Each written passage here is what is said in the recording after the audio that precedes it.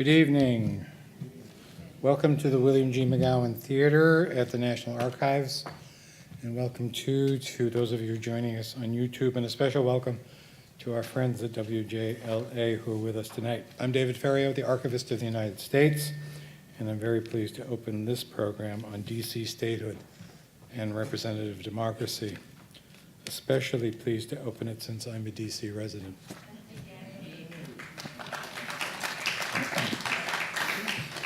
This city was established as a federal district run by Congress. Today, it's more than just a federal district. It's one of the nation's largest cities whose population exceeds that of some states. Yet the district's citizens do not have full voting rights in Congress. Instead, a delegate without the same rights as our representatives. Tonight, a panel of experts will discuss the current state of our representative democracy. We're once again pleased to present a program in partnership with the U.S. Association of Former Members of Congress, and we thank them for their continued support. Before we move on to tonight's discussions, I'd like to remind you of some upcoming events here at the National Archives. A week from Saturday, a date you should know, please join us for our annual Independence Day program, which includes a dramatic reading of the Declaration of Independence on our Constitution Avenue steps and activities for children of all ages here in the building. The festivities start at 10 a.m. on July 4th, and it's the best seat in town to watch the parade, which starts just after our program. On Thursday, July 16th at 7 p.m. here in the McGowan Theater, we'll present a Writers and Scholars Roundtable on Civil Rights, featuring revealing personal accounts from 3 Pulitzer Prize-winning authors and a veteran civil rights activist. They'll explore some of the critical and little-known events of the civil rights era. The program will include a short performance by the Howard University Vocal Jazz Ensemble, Afro Blue. This program is presented in partnership with the 2015 March on Washington Film Festival. If you want to know more about these and all of our upcoming events and public programs, check out our monthly calendar of events. There are copies of the calendar in the lobby, as well as sign-up sheets where you can receive them in regular mail or in email. And another way to get more involved with the National Archives is to become a member of the National Archives Foundation. The foundation supports all of our education and outreach activities, and there are applications for membership in the lobby also.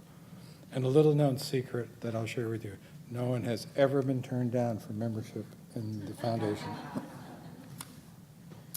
The story of Washington, D.C.'s governance can be found here in the records of the government of the District of Columbia, and in the records of the House of Representatives and the Senate's separate committees on the District of Columbia. Congressional records are held in our Center for Legislative Archives and available to Congress whenever they need them.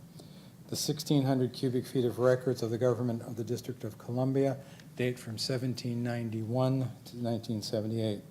For most of the 19th and 20th centuries, the House and Senate committees pretty much ran the District of Columbia until home rule was established in 1973. Congressional committees, however, continue to exercise oversight over the federal district today.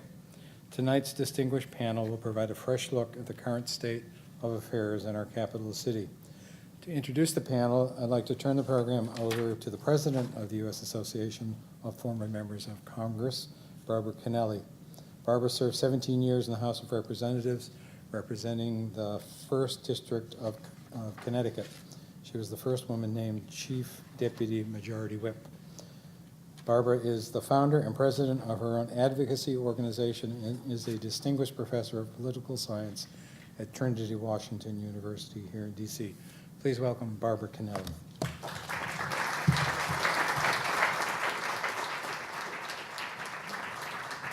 Thank you. Good evening. Before we begin, let me thank the National Archives and its outstanding archivist right there, David Ferriero. He's been partnering with the former members for a number of years, and it's really a wonderful thing because this auditorium is able to, we are able to use this auditorium, and we thank you again and again for this partnership. The collaboration going on so many years now has become one of our organization's most treasured and valuable projects. It enables us to connect the public with bipartisan groups of former and also current now members of Congress. and we have a productive and respectful discussions about the issues of the day. I do thank you. I also would like to take a moment to mention archivist Alan Weinstein, who passed away this week. Alan was the 9th archivist of the United States. He was a brilliant scholar and a proud American who dedicated his life to promoting our Constitution and protecting our citizens' freedom. Alan's tenure with the archives was relatively short, but his contributions to the knowledge of our nation's history will last for generations. Our association, the Former Members Association, has over 600 members of the former members of the House and the Senate, and we're not funded by Congress, and we don't take 1 penny from the taxpayers.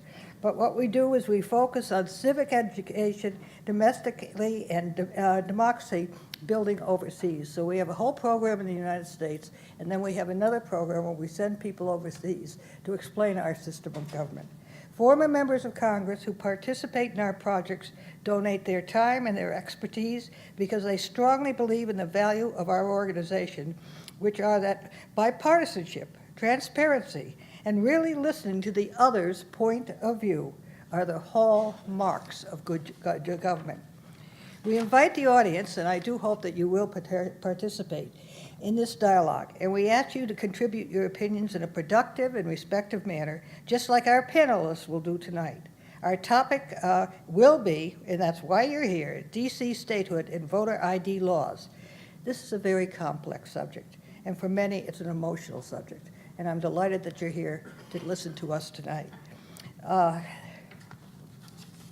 Now, you're going to have the panel, which we are very proud of the members that have decided to be with us tonight. First, you're going to hear from Jim Moran, who has just left the Congress.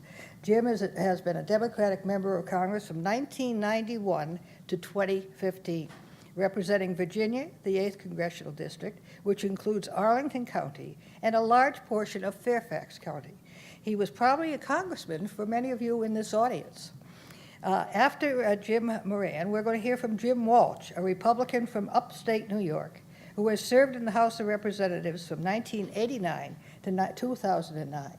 In addition to a number of other important assignments, Jim was chairman of the House Appropriations Committee and subcommittee on the District of Columbia.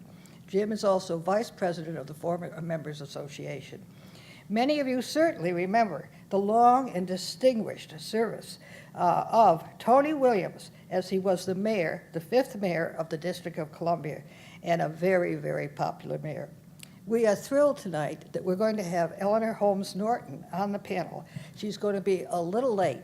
I happen to teach in Washington at Trinity University, and my students absolutely adore Eleanor Holmes Norton. She's just beyond the beyond when we talk about her.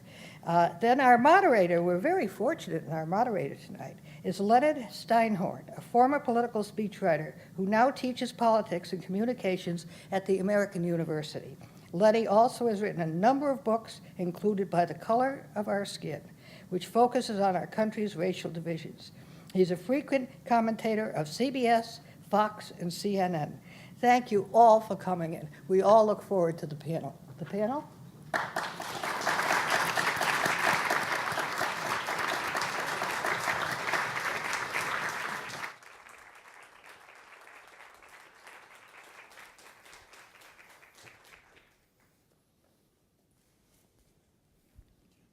Yeah, Eleanor's going to be here. Okay, so Yeah.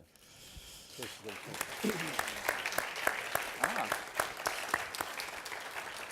Right on time. What an answer.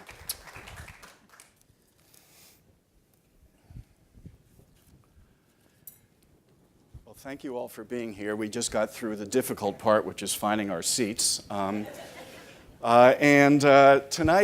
is an opportunity that I hope we will be able to shed light and not only generate heat.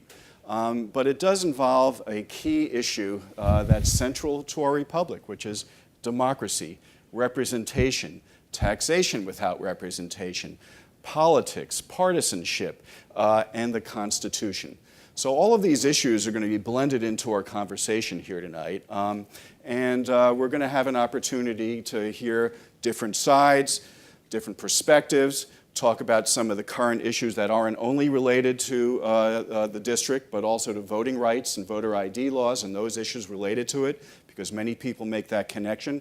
So without further ado, I want to be able to engage our panel.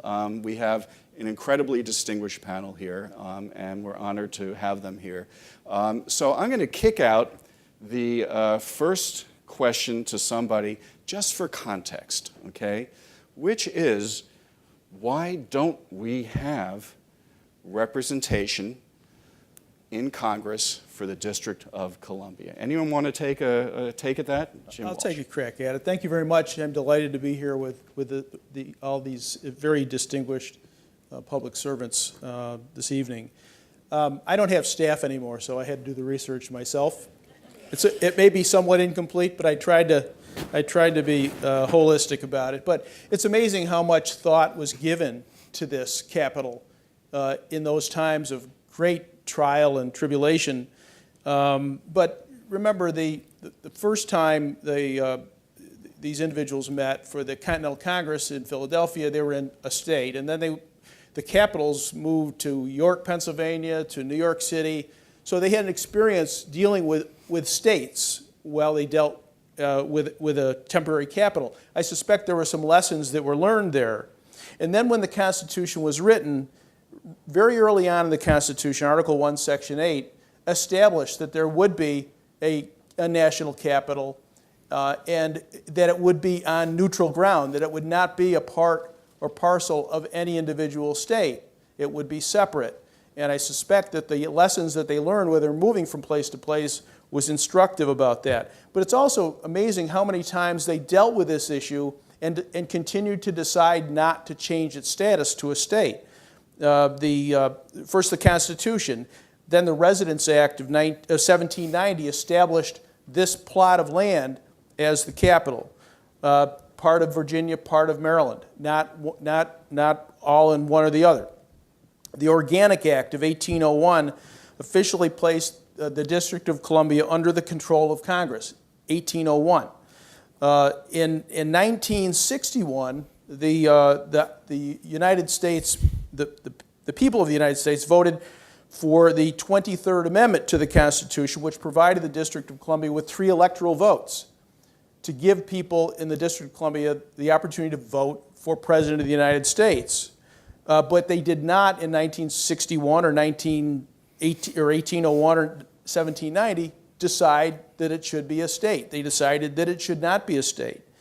And then lastly, in 1973, and my father voted for this. My dad was a member of Congress. He was also mayor of Syracuse, for the Home Rule Law, which created the district government. Again, they decided not to make it a state. So there's a lot of history there. Well, Please.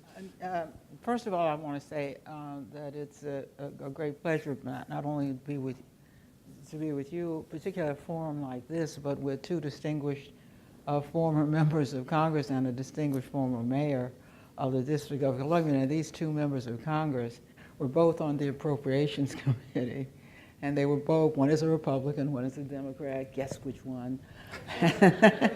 And they were both good and fair to the district. So I appreciate being here with the participants. Jim has told you that we weren't a state and why we weren't a state, but that wasn't your question. It was, why does the District of Columbia not have voting rights? You will not find discussions in the Federalist Papers or anywhere else about why we don't have voting rights, because it is impossible to believe that the framers who went to war on the slogan of no taxation without representation would have left, of all places, its capital city without voting rights. It's true that it believed that Congress, once the federal enclave was passed to the jurisdiction, would in fact empower them. And let me say why I think that is the case and where the precedent is. The 2 states that ceded the District of Columbia, or the land, Maryland and Virginia, did so in 1790. there was a 10-year period of transition until this city became the seat of government. Now, it is very important to note, if you want to know the intent of the framers, and by the way, the people in the first Congress also were those who wrote the Constitution. In those 10 years, they made it clear that during that transition period, they did this by themselves, saying this was as a federal matter, this is the Congress, they shall have voting rights. Those voting rights will be the same rights that you have had in Maryland and Virginia. So it is Congress by statute that made sure that those who were living in what was to become the District of Columbia had voting rights. And please understand, that is Congress that essentially took those rights from them when that land passed to the jurisdiction of the federal government.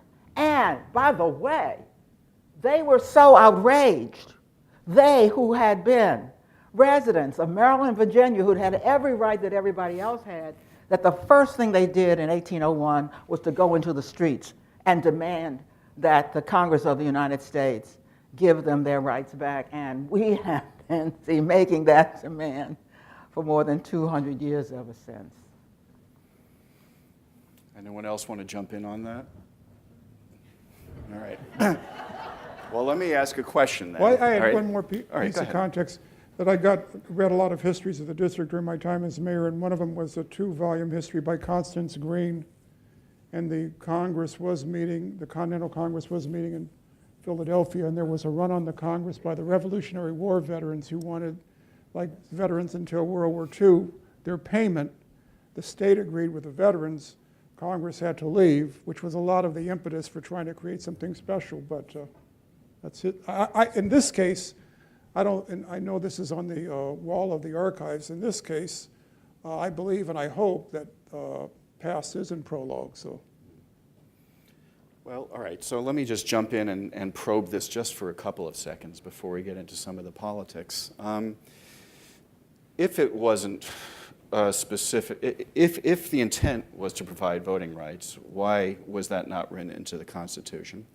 Some of the arguments are that, and some people may find this humorous, that all the members of Congress would take an ownership stake in the District of Columbia, and therefore, that the District of Columbia would have all of these representatives caring about its fate. Some people have argued that. And some people say, well, it's not a state.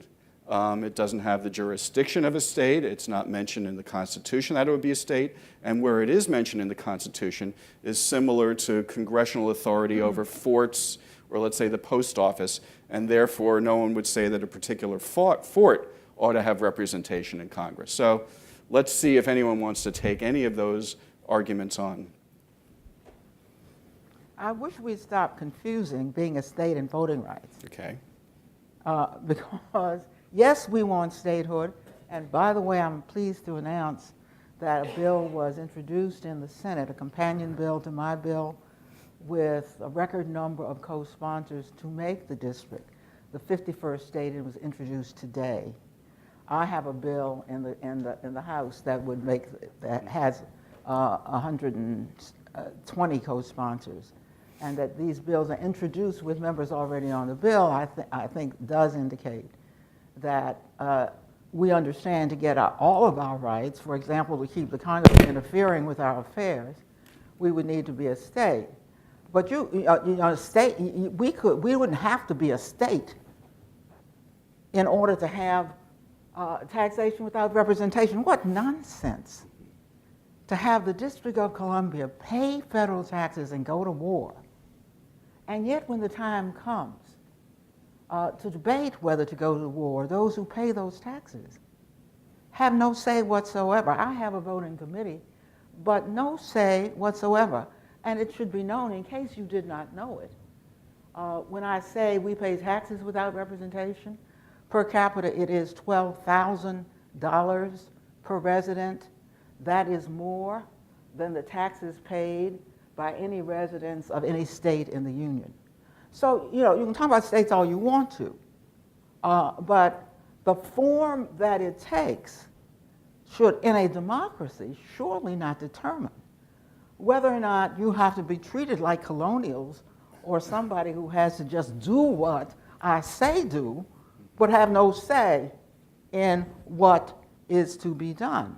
So whether you believe that is a matter of philosophy, as a matter of democratic logic, there are only two capitals that are in the predicament that we are in, and they are autocratic. They are in autocratic or authoritarian countries. All right, then final question along those lines. Doesn't the Constitution say that it's the state's responsibility and authority to select its representatives? And it specifically uses the word state in there, okay? So if that's the case, how do you get around that to provide representation in the light of what the Constitution might say? If I could go back to how the Congress handled this during transition. Those who lived in Virginia during transition would have been robbed of their ability to vote. What Congress did was to say, you will have the right to vote by law of the Congress of the United States. And it is the Congress of the United States that took it away. So if you want a precedent, it seems to me that one ought to look at what the Congress has actually done. And what it has actually done is conferred voting rights on the District of Columbia. By the way, it conferred a delegate on the District of Columbia who can vote in committee. It did that, and nobody's found that unconstitutional. All right, well then let's move from the past to the present and future. In any of our lifetimes, the lifetime of this next generation, are we going to see District of Columbia either become a state or obtain full or even partial representation in Congress, and why not? So use that crystal ball, look into the politics, look into what might happen. Anyone want to run with that? Congressman Moran? No, the District of Columbia is not going to get statehood, nor the representation that it should, in my belief, get in the Senate and the House for quite some time. The reality, as Ellen knows all too well, is that this is not a constitutional issue. We do change the Constitution or even find ways around the Constitution if the political will is there. While there may have been more justification at the time to carve out the District of Columbia than, for example, to define African Americans as only a fraction of a person in the Constitution, the Constitution can and would evolve, but it does so when there is a political reason to do so.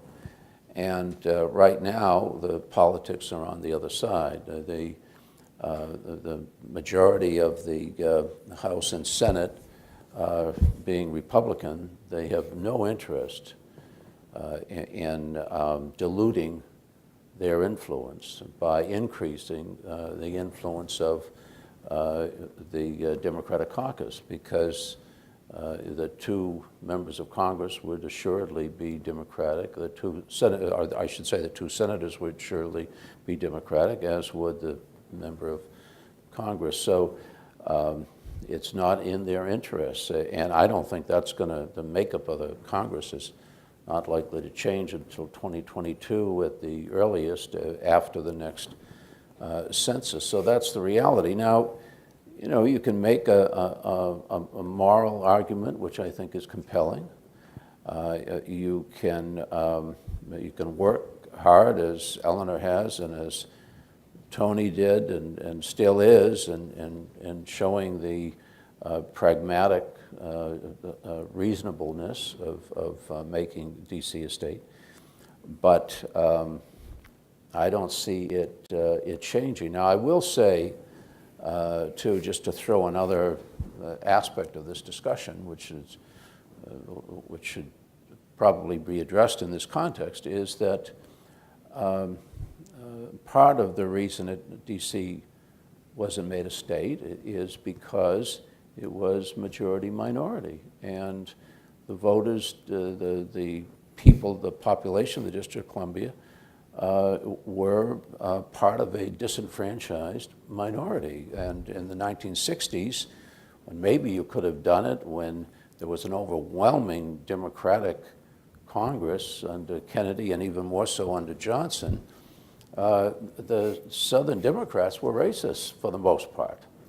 And they weren't going to make D.C. a state. They loved controlling D.C. and in many ways, we know many of these people. They became iconic back in their home state of South Carolina or wherever by beating up on the District of Columbia. So there's no question that some of this has been racist. Now, the city has evolved now. 48% of the population is black, and it's becoming gentrified. And as you get more middle-class people who have grown up accepting the idea that they should and will be enfranchised politically, there'll be more pressure. But even having said that, I just don't see this Congress doing what I would consider to be the right thing. I do appreciate the fact that Tom Carper has raised the issue, and Eleanor has worked hard and gotten, 160 signatures or something. But virtually all are Democrats. Do you have any Republicans on there? Not a Republican. So, that's just the political reality. That doesn't mean we shouldn't have panels like this and raise the issue and make the prevailing party at least explain themselves to the extent they can. Mayor Williams?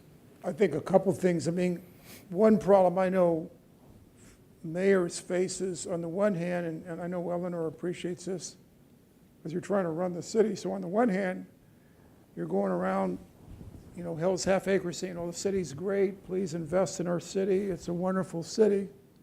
But you're also making this argument that the denial of voting rights, these are fundamental voting rights, which is a fundamental right, is an injury to the district and to its citizens. And it's a hard argument to make. And to Jim's political point, this is just an aside, I knew we were having this discussion, and last week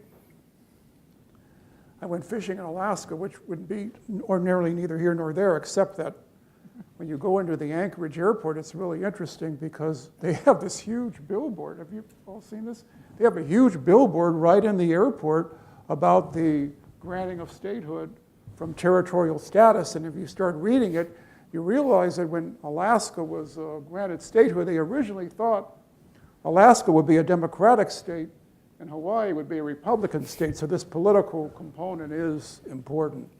The other point I wanted to make, and this is, I think, because of the work of Eleanor and a series of mayors, the district enjoys practically, on a kind of ad hoc basis, with the exception that we can all talk about in the breach of generally budget autonomy and legislative autonomy, but we're fighting to get legislative autonomy, budget autonomy, a vote for our congresswoman, not our delegate, our congresswoman, and 2 voting senators. It's kind of the hierarchy as we see it over the years.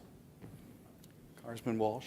I'd just say that history is instructive and it's important, and regardless of the current political situation where you have a gentrifying city where African Americans, our population is shrinking and non-African American population is growing, and in 1961 when you had a Democratic Congress and a Democratic president, and back at the turn of the 19th century, when whatever the makeup was, Whigs and Tories, I suppose, we as a people have been consistent that the District of Columbia shall remain neutral ground. It shall not be a state. And I think the dilemma is the people of the District of Columbia have the right to vote. They can vote for local officials. They can vote for the president. They just can't vote for a representative because the Constitution gives states that right. So that's the dilemma.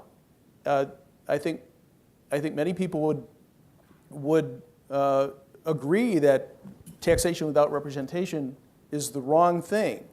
But I think also many of those same people would say, we don't need statehood for a plot of land that's 68 square miles. The smallest state in the Union is Rhode Island, and it's 25 times bigger. And so would you need, just practically speaking, a governance of a governor and a legislature and a mayor and a legislature and two United States senators and a representative to govern 68 square miles? I don't think so. If I could reinforce, I think all the points that have been made here. Jim is right about, we have a mayor and a city council, and isn't it a shame that it took us 150 years to get that? Home rule is very new, Jim. It's only 40 years old. And so for most of the life of this country, except for, interestingly, a few periods in the 19th century, the district had no democracy. I grew up in a city where there was no mayor, no city council. There were 3 commissioners appointed by the president.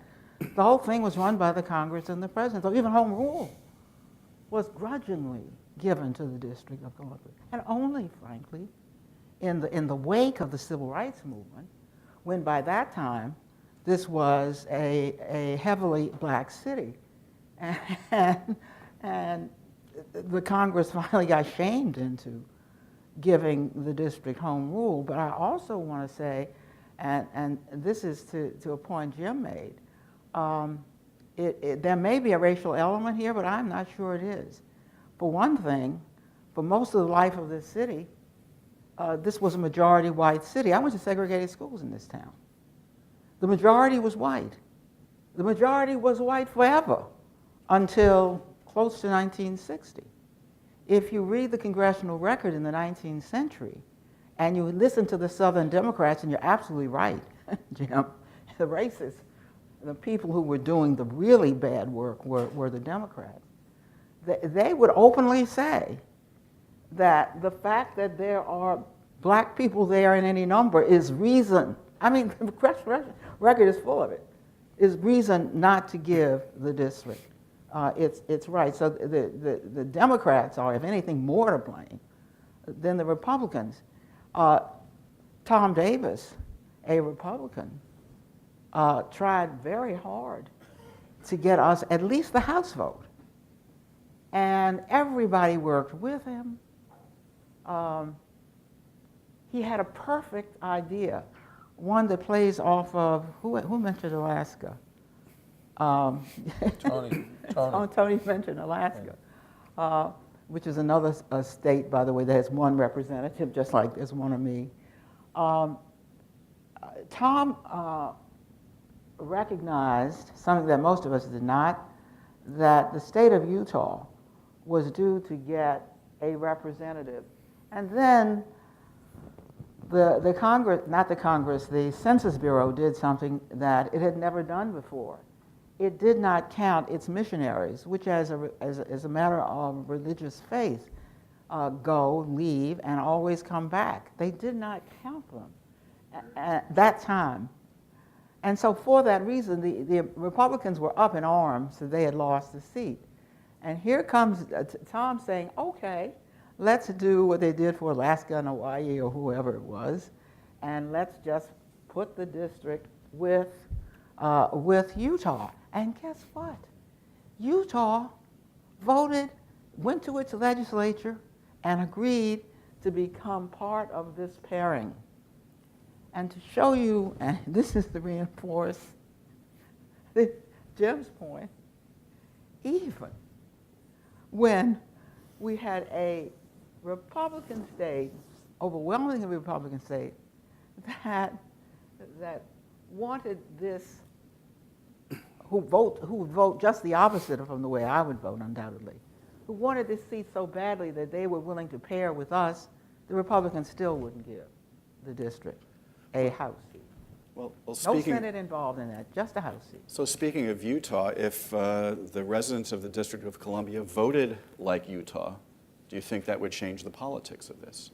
Do you think the Republicans would be more supportive? Do you think the Democrats would be more opposed? Or is this something that's not really political, it's based on principle alone?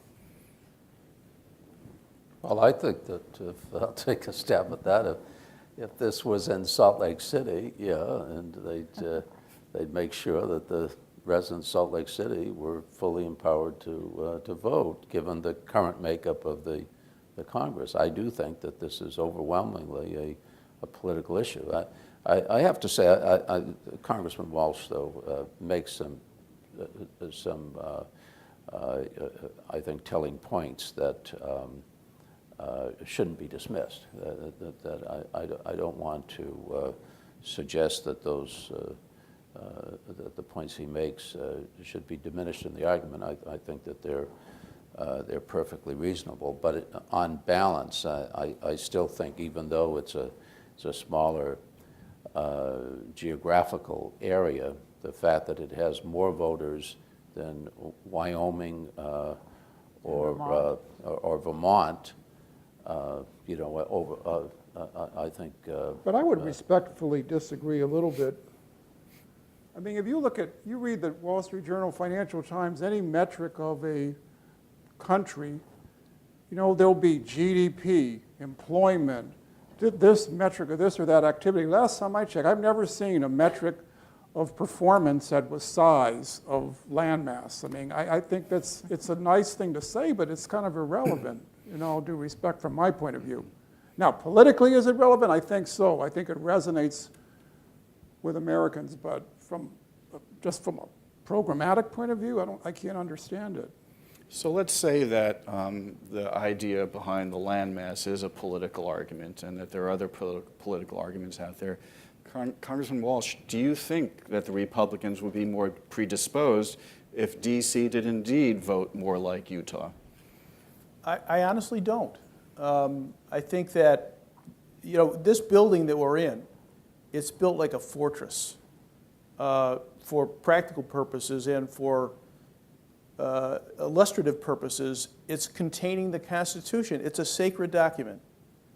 And people, everything in this town is politics. Everything in life is politics. Tell me, you know, what you do, and then I'll ask you about the office politics. But some things really do matter ultimately. And if it's enshrined in the Constitution of the United States that this be neutral ground for all intents and purposes, people respect that. All of us swear in as members of Congress either on the Bible or the Constitution. I chose the Constitution. It's in a sea of trends and hashtags and everything else. So certain things you touch ground on, and the country did go out and amend the Constitution regarding the District of Columbia, but statehood was not part of that. Why not? Why wasn't it part of that? I don't know. I wasn't here for the debate. But I think it's important that we not just ascribe everything to politics, that principle and tradition does matter in this country. And I think that's, to the largest extent, the reason that the District of Columbia is not a state. Well, Jim, I respectfully take issue with, but I do appreciate your being the kind of the token antagonist here, because I was afraid I was going to have to be in that position and be the devil's advocate. I did this during the financial difficulties of the city. I was a city councilman. I love cities. My dad was a mayor. I love this city. I still live here. I wanted it to be done right. But I played the bad cop to Tom Davis's good cop, because the people that read the newspapers were his constituents. They're not my constituents. So I played that role. I don't mind. So let me get into casting you as the bad cop here on the constitutional issue, because when you talk about things that are enshrined in the Constitution, one of the things that was enshrined was that only older white male property owners could vote. But it was changed. It was, they and had a all we're chance talking about and now they had a is chance to change this one 50 years ago, and they didn't. Why? well, there were several efforts to change who could vote. Several efforts at the suffrage for women and minorities, and they continue to evolve. The reason why we're continuing this discussion is because a large share of the population and an even larger share of those who have dug into the issue feel that there is compelling reason to enable D.C. to act and to be considered as a state and to be classified as a state. The geographic mass is one thing, but I do think it's overridden by the size of the population and the size of the economy. This is a major economy within the United States of America, and there would be advantages, I think, to the whole country to recognize the District of Columbia as a state. Tony wanted to say something. Williams. And I want to salute Jim too, because he was a steadfast supporter of the district from his point of view during the control period, and we appreciate that and his support. But it's interesting because we're talking about voting rights and civil rights. We're rolling now into the anniversary, 150th anniversary of Reconstruction. So now I'm growing up with the continual efforts to advance civil rights. So growing up until I was able to read more widely, I always thought that basically nothing in the Constitution really specified civil rights, and we had to fight to change the Constitution to make all this happen. Well, come to find out, way back in Reconstruction, you talk to eminent constitutional scholars. In the Constitution, in the Civil War amendments, in legislation passed right after the end of the Civil War, it pretty much granted equal rights to African Americans. And we ignored the Constitution for about 100 years, until in the 60s we began to recognize what the Constitution was saying. So this works two different ways. The Constitution, as Jim is saying, is an evolving document. Sometimes we look at it and we abide by it, sometimes we don't, but it's not cast in stone. No, I want to accept Jim Walsh's notion that as a matter of principle, no matter who's involved, this is where he would stand, and I think there are some people like him. But again, I've got to use evidence. First of all, the evidence is that the Congress has never used principle to decide who would get into the Union. Before slavery, before the end of slavery, a slave state could not get in unless a free state got in. Alaska did not get in unless Hawaii got in. So anybody who can show me where as a principled matter that a state got in the Union, I would like you to raise your hand. It was always a political matter, and it is a political matter now. There may be some who have some kind of principle here, but if so, that is really not how the Congress has ever, whatever the period, decided. And as the principle, the Democrats, when I came to Congress, I wrote a memo that was simply based on existing procedure. I said, I note that I have the right to vote in committee. It is for me a very valuable right. When the House meets on the floor, it sometimes meets, not always, in the Committee of the Whole.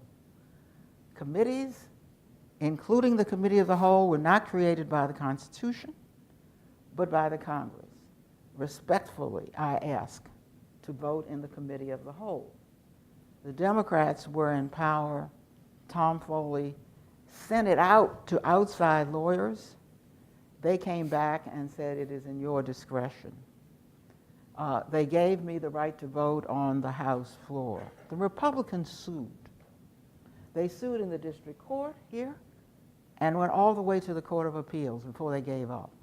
In each of those courts, the courts did not say we had a right to vote in the committee of the whole, but it did say, in your discretion, you could give them that right in the committee of the whole.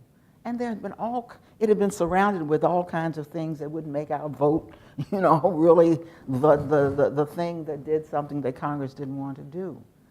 So, to say, in your discretion, in a sense, to me, that was saying, in your largesse, as a democracy, you may decide to do that, even though you're not compelled to do it. So, Jim, I have to respectfully say, I don't have any evidence either in this Congress or in historical Congresses that when it comes to who gets to vote and who doesn't get to vote, that there are people who, in any number at least, notwithstanding that there will be individual members, will stand on principle rather than on the politics of the day. Well, let's address another principle which a couple of folks have raised, and that's the principle, a founding principle of no taxation without representation. I'm sure many of those of us who live in the district would wish that we had somebody in Congress who could vote on those final bills to whether we are taxed and how our money is spent, okay? So it's a fundamental principle that's coded into our society, our culture, our laws. Yet that does seem to be violated for approximately 600,000 people. So the question then becomes, if we can't fulfill that principle, should the District of Columbia residents not have to pay federal taxes?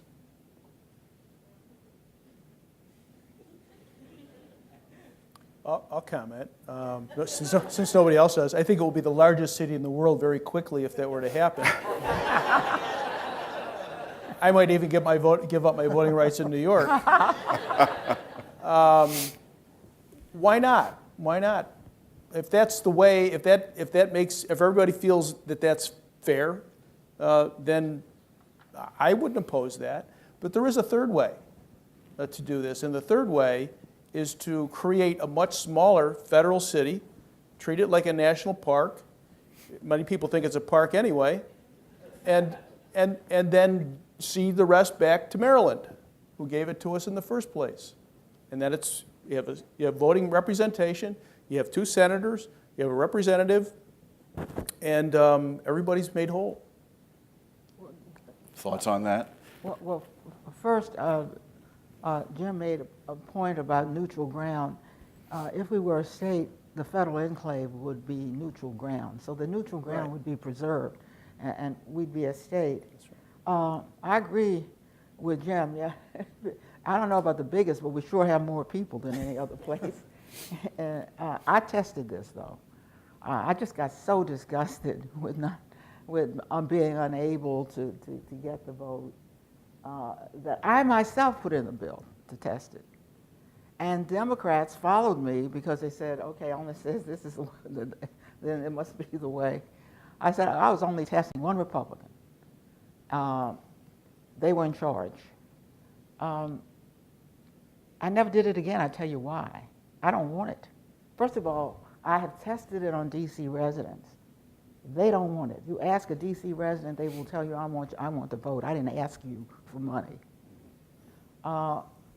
Beyond that, and you'll find some, of course, who say, no, I'll take the money. You can take the mayor, or Tony Williams. He's a nice guy, but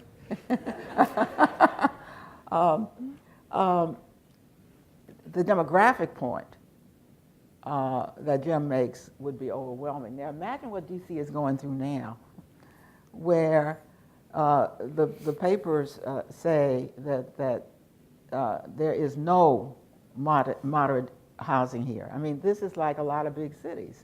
The market rules, and the market means that it is difficult to find a place to live in this city. But there's another very important technical reason.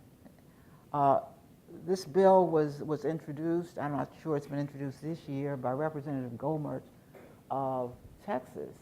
And in his introductory statement, he said, my bill would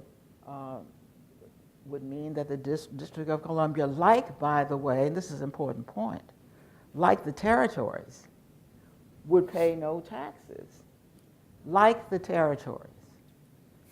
We don't want to be a territory, not just because it's called a territory. The territories do not get what the district gets. We get the same federal programs that Syracuse gets, that the region gets. In fact, you will often see 50 states in the District of Columbia. We are treated like a state for every purpose except the final vote on the House floor.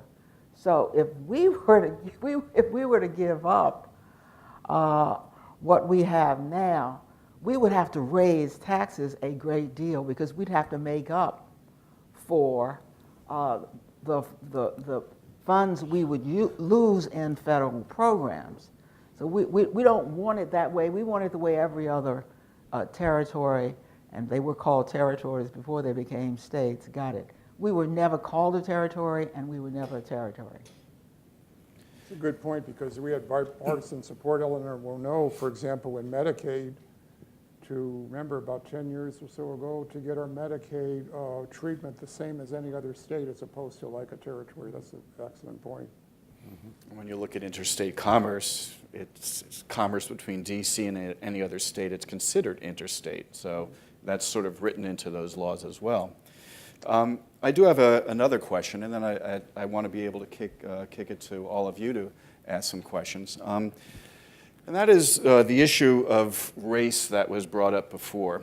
There are many who say that some of the voter ID laws and some of the increasing restrictions on early voting are driven politically to minimize or suppress minority voting in certain states. Right now we have 34 states that have voter ID laws.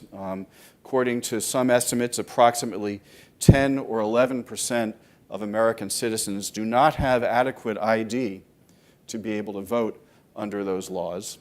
In the state of Texas, adequate ID is if you have a concealed gun permit, but your University of Texas ID is not sufficient. So is there a connection between the lack of enthusiasm among some for voting rights and representation in the district and some of these other voter ID laws, or is this just much ado from the pundits trying to make a connection where none exists? Congressman Moran? Well, I think that voter suppression, to the extent it exists, and it clearly has existed and will continue to exist, I don't know for how long, but it does exist particularly in the deep southern states.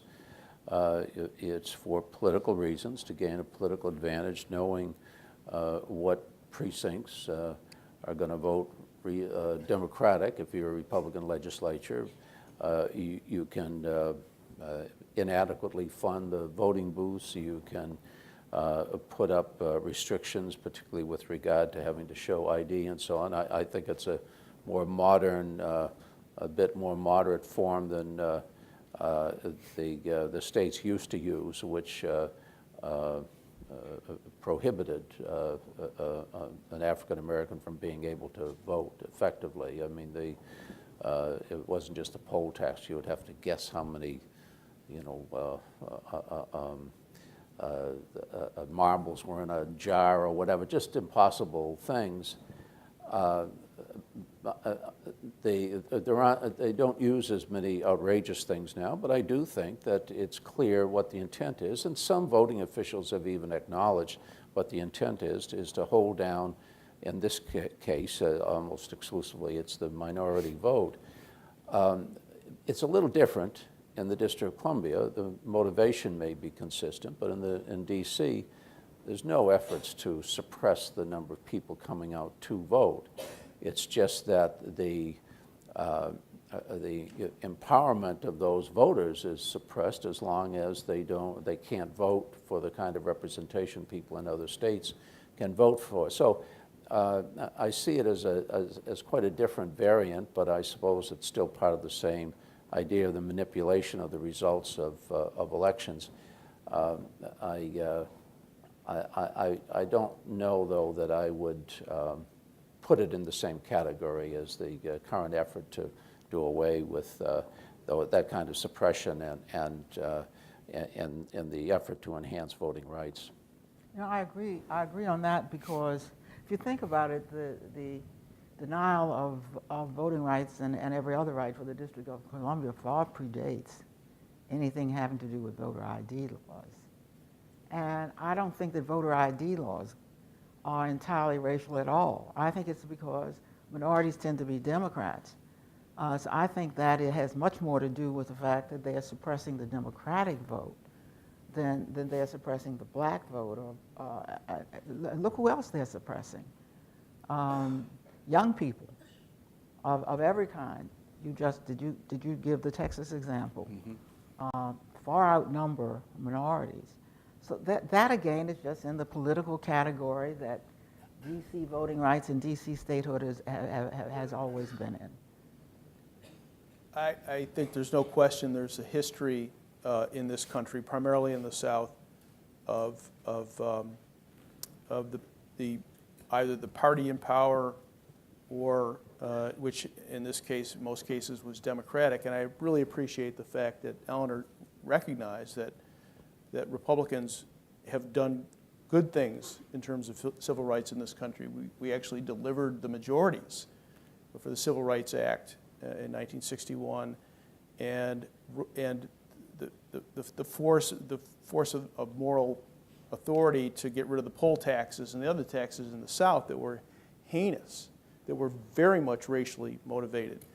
But I agree with my two colleagues. I just don't think this is a matter of race in this case. I think, district is a very different, unique animal. And are there politics in it? Yes, no question. Everybody thinks in terms, somewhat in terms of politics, some more than others. But there's also a constitutional issue here that ultimately has not been resolved, because as we've seen, as both my colleagues made the point, that we have changed the Constitution. Justice Taney determined that, a good Democrat from or I'm not even sure what he was, if he was from Maryland, determined that African Americans are not one full person. What an incredible decision that was, a horrible decision. We changed that. Maybe someday the country will be ready to change the Constitution relating to the District of Columbia. And when it is, I will salute it, because that's the will of the people and that's the process that we have. But until then, and we did have the opportunity back in the 60s, it didn't happen.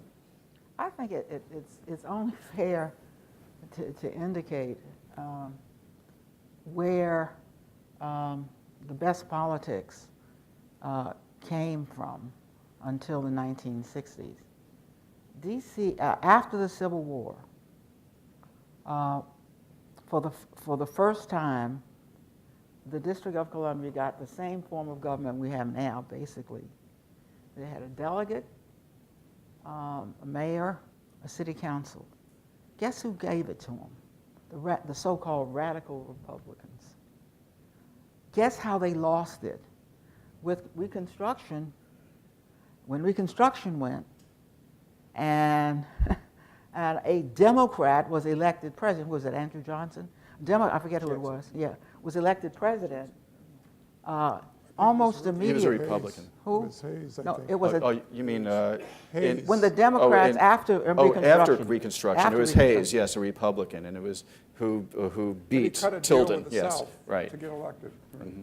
It was the Democrats who took away the district's home rule, which was a matter that came to us entirely from Republicans. It was Republicans who were against slavery. It were Democrats who were for slavery. You see all this stuff about the Confederate flag?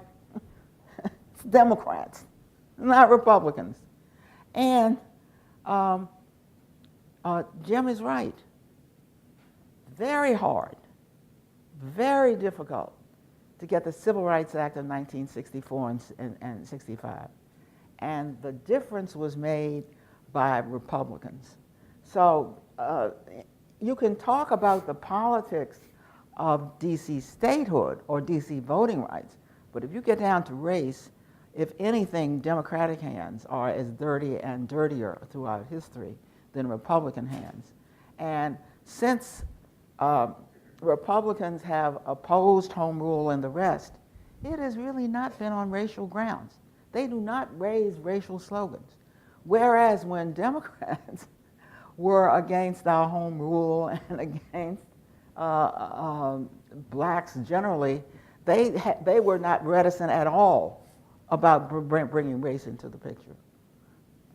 I want to open it up to questions. We have microphones on each side, so please, that's where I ask you ask a question. So, please. I think this is more of a comment than a question. I'm absolutely sort of seething up here the confusion between what it means to be a state and voting rights, what the issue is for the district residents of the District of Columbia, and it goes back to the fact, as Congressman Norton pointed out, we were part of the United States. We were part of the 13 colonies. The people who lived here fought in the Revolution for what? Not voting rights. Voting rights is just a means to an end. The end is self-government. We had self-government. We had it during that transition period. We had varying limited forms for the first 74 years of the District of Columbia, where we elected some 20-some different mayors and parts of councils, and Congress changed the law all over the place. And I think if you go back and you look at the history books and start reading the congressional record and look at the inaugural addresses and what presidents have said for the last 215 years, you will see time and time and time again people saying, how can we take the rights from full and free Americans, take them away, and as President William Henry Harrison said in his inaugural address, make them the subjects of the people of the states. And the state is important, and this is what people don't understand, because it is the building block. Yeah. It is the block. If you have a question, it would be great to get to it. Okay, well, Thank you. it's the building block for what we the people created. And what I just find listening to this discussion is this misunderstanding of even what our government is and why statehood is important, and its powers are different than having an elected representative in Congress. And Congresswoman Norton can tell you all the different bills that have nothing to do with whether she has a vote, but has to do with the fact that Congress is our unelected state legislature. Any reflections, comments? Or we'll take a question from this side. Congresswoman Norton, you mentioned briefly the term territory, and I wondered from all of you, but particularly you, whether as a statehood advocate you have allied with or have strong feelings about the status of Guam and Puerto Rico and American Samoa as it relates to this discussion. There was a conversation a little bit earlier about racial aspects, and I do wonder whether, given that those three territories are, of course, almost completely non-white, whether that is why we hear so much more about DC statehood and representation than we do about those areas' representation issues. Well, actually, that's not why. It's a very good question, though, because we have 5 territories. And yes, they happen to be territories of color. By the way, they have very few people in each of them, whereas the district has always had enough people to become a state. I am very closely allied with the territories, but it is very important to note that the territories have no issue with me when I want statehood or voting rights, because they like not paying taxes. In a real sense, they have the best of both worlds. They do get most of what we get. They don't get the same thing that Jim and I and Jim get, but they do get most of what we get, and they don't have to pay taxes for it. So when they have never, ever, in fact, when I got the vote in the Committee of the Whole, although I went to get the vote in the Committee of the Whole for the district, the Democrats gave it to them too, even though there's a stark difference between them and me. So we work very closely together, but they do not ask for either voting rights or statehood.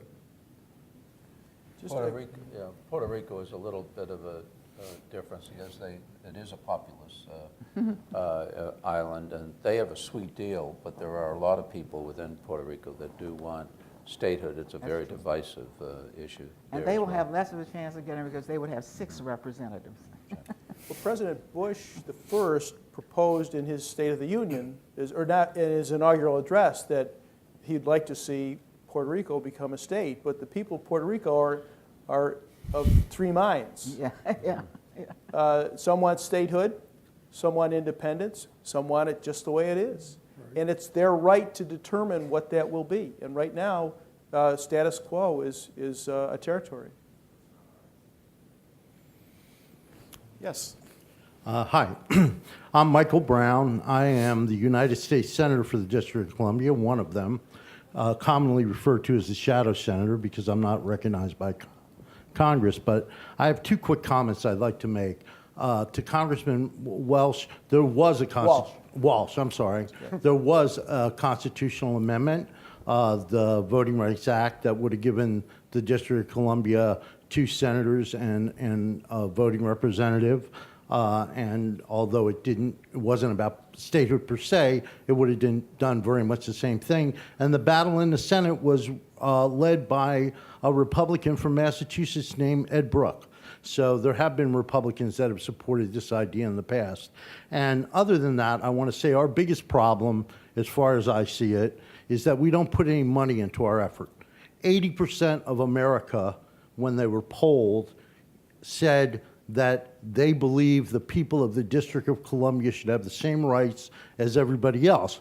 But unfortunately, 80% of those people also believe that we already did, because it's counterproductive to think that in the home, the citadel of democracy, there's no democracy.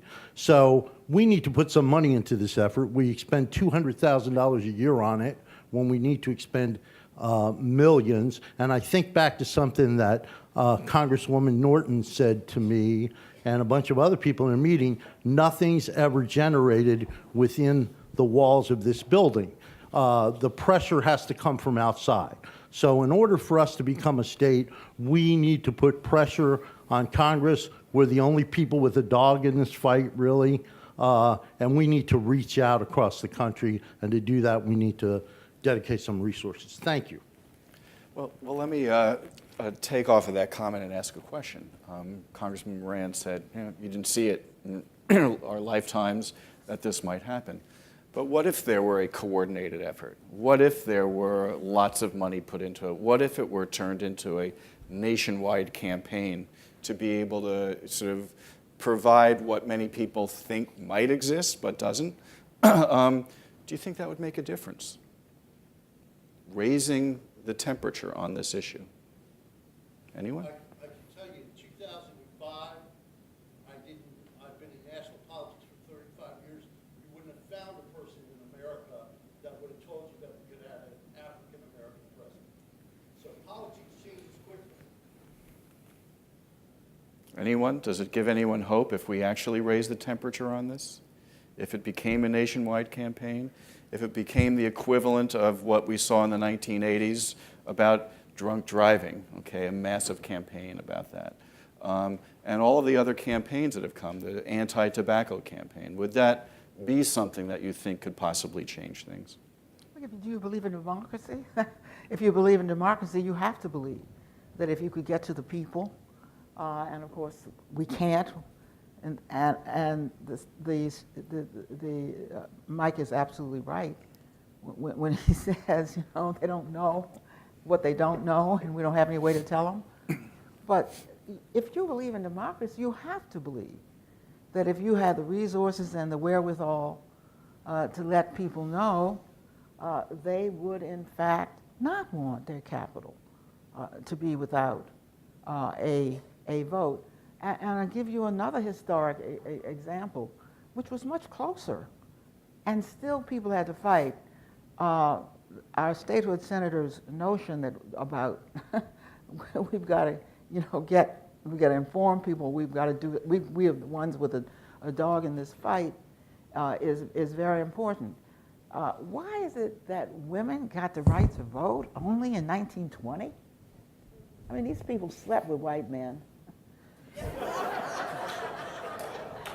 gave birth to them, and still did not get the vote until they handcuffed themselves to the White House gates. So if you want it in this country, it's a democracy. You got to fight for it. And if we had more resources to fight for it, it would be easier to fight for it. Yes. Question is, we talked earlier, Congresswoman, you talked a little bit about a court case that decided that the Congress did have, it was in its purview to give you that right to that committee vote. My big question is, if it took the 23rd Amendment to give D.C. the right to an electoral college vote, wouldn't it take another amendment to the Constitution to get those 2 senators and a representative? And it's not as simple as just passing a bill. And I think to segue into your point, sir, wouldn't it take really a national campaign in order to get the 3/4 of the states to actually approve said amendment? And why, if it wouldn't take that, what about those court cases made it different than why we needed a 23rd Amendment in the first Well, place? I think that's a good question, and I believe there would be a divided opinion on it. This is a federal, I mean, Jim has been in pains to say this is a federal territory. Well, I've already given you a precedent where Congress gave the district the right to vote during the transition. It was Congress that took it away. If they have jurisdiction over the territory, it would seem that they would have the authority to, in fact, make it a state. Let's assume that they don't. The arbiter of that is the Supreme Court of the United States, not party politics. So if you believe that the District of Columbia is entitled to be treated, or at least its residents, then you let it happen, and if it's not constitutional, the final decision will not be for Republicans who may be against it, or Democrats who may be for it, but will be pursuant to the Constitution. And just a quick follow-up to that, then, do you believe that inevitably that would go to the Supreme Court if this were to pass? Absolutely, absolutely. Inevitably. In fact, I was a constitutional lawyer in my former better life, I should say. And I can tell you that there is no significant law that is not tested for its constitutionality. Even insignificant laws are tested for their constitutionality. So we're prepared for that. Anyone else? Yes. I was wondering, with the original District of Columbia being from both Virginia and Maryland, and with the territory that was originally in Virginia being mostly federally, the federal government sits half over there with the State Department, Defense and Patent Office, and so on and so forth. What if that were reunited, giving the rest of Virginia back to the conservatives, and give D.C. its liberal senators? It evens out. No one is lost, and eventually maybe it changes. Maybe they shift their positions, but right away, no one loses. And then suddenly, also, the conservatives in the rest of Virginia would have a dog in the fight too. I wouldn't do that to Jim, but I'll let him answer. I like the 10 by 10. I think you can make a case for the Washington metropolitan area to be a state, because it has the Northern Virginia, for example, Alexandria, Arlington, Falls Church, has more in common culturally, and I think to some extent economically, with the District of Columbia than does Richmond. And if you look at the makeup of the legislature in Richmond, it largely reflects rural areas that have little in common with Northern Virginia. And in fact, Northern Virginia is the engine that drives the rest of the state economy. In most public schools, for example, the state funds 80% of the school costs. In Northern Virginia, it funds less than 20%. Northern Virginia schools are far superior than the rest of the state. And in terms of the Maryland suburbs, you don't have as much political disparity between Annapolis and the Maryland suburbs, but nevertheless, there is a cohesive community here in the Washington metropolitan area, and the Council of Governments, the Federal City Council, they recognize that, and they work quite closely together. And of course, the metro system ties us all together. We have one public transit system, and it works quite well. I don't think that's ever going to happen. Richmond is not going to give up the revenue that comes out of Northern Virginia. Annapolis is not going to give up the revenue that comes out of suburban Maryland. The suburbs of Washington subsidize both states. And I don't think that D.C. would want to dilute its political representation. So while it's an interesting theoretical idea, it's not going to happen. I guess I'll end there. Just if it makes you feel any better, upstate New York has thought for years about separating New York City off and letting them go their own way. But that will never happen either. Well, let me close up with one other question, which is that if it's not going to happen, if statehood or representation in the House and Senate is not going to happen, what's the alternative? Is there a solution? Is it just the status quo that we have for years on end and more conversations like this of people talking on one side or the other, saying, well, it's in the Constitution, or no, it's politics, or so on. But clearly we have a situation where you have hundreds of thousands of people that don't have a voting voice in the whole of the House and the whole of the Senate. And no matter how one looks at the Constitution and what those original intents were or desires or even the wording, you have large numbers of people who don't have that voting representation. Is there a way out of this? Is there a solution? Is there a way to deal with it that's realistic beyond just the hypothetical? Anything? Well, I'll take a stab at that if I could, because I didn't want to answer honestly when you asked, is there really any hope, no matter how much heat we put up, is anything going to happen? Because the answer is no, it's not going to change. And I appreciate Eleanor's belief in democracy and so on. I know it's strongly held. It's just that she's also a realist. I don't mean to be condescending, because she knows better than I do the reality of the Congress she has to work in.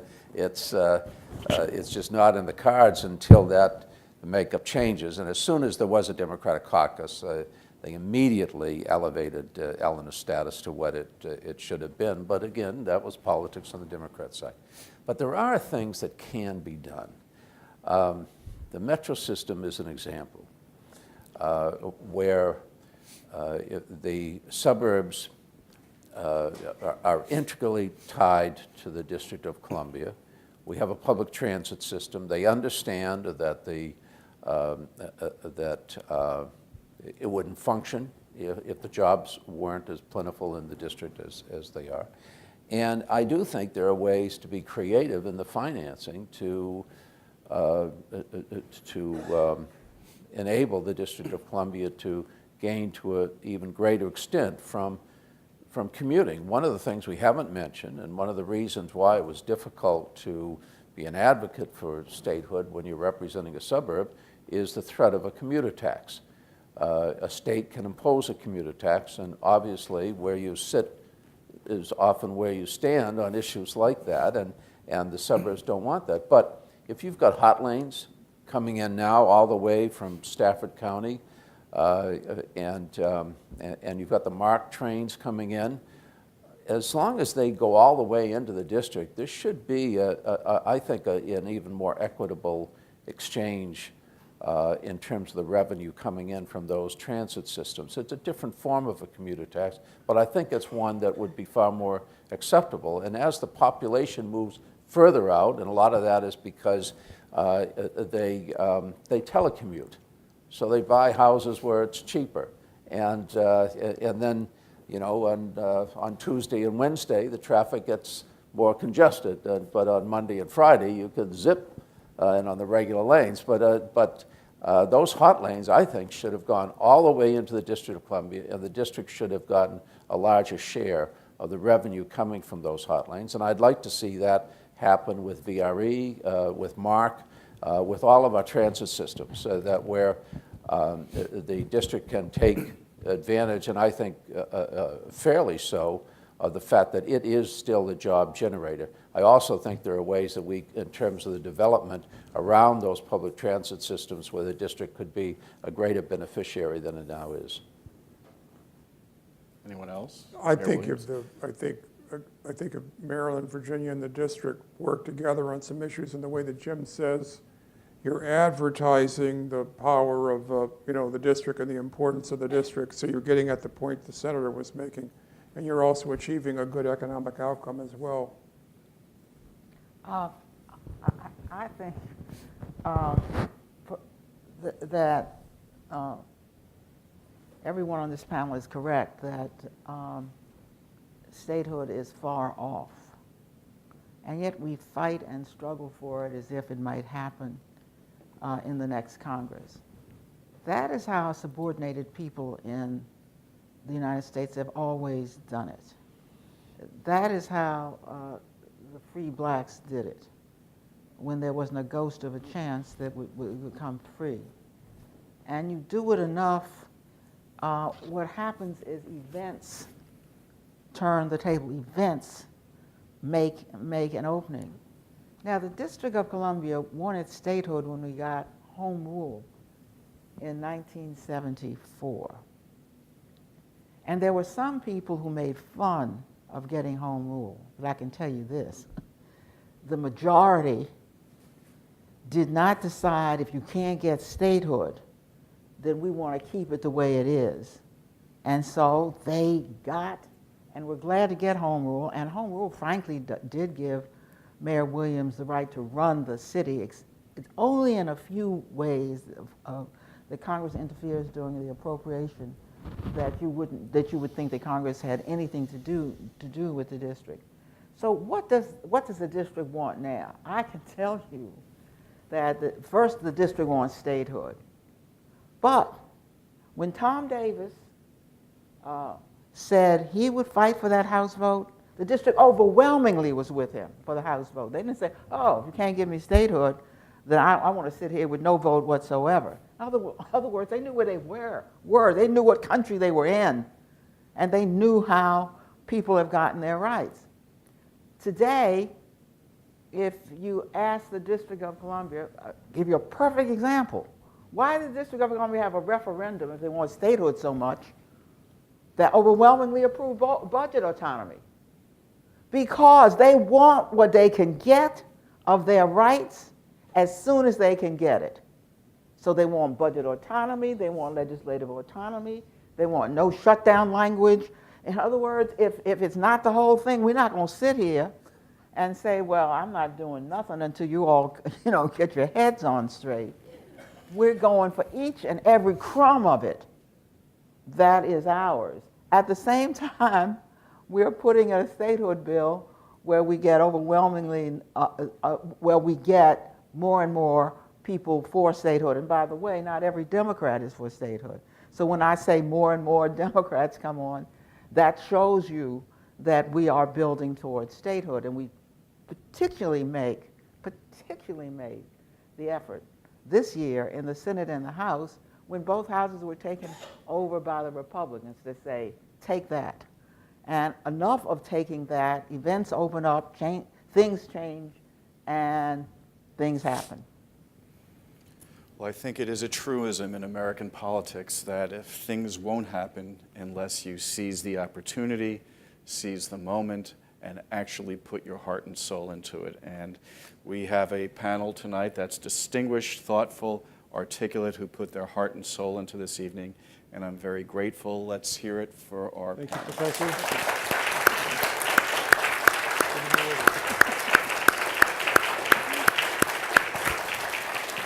Thank you. Thanks very much.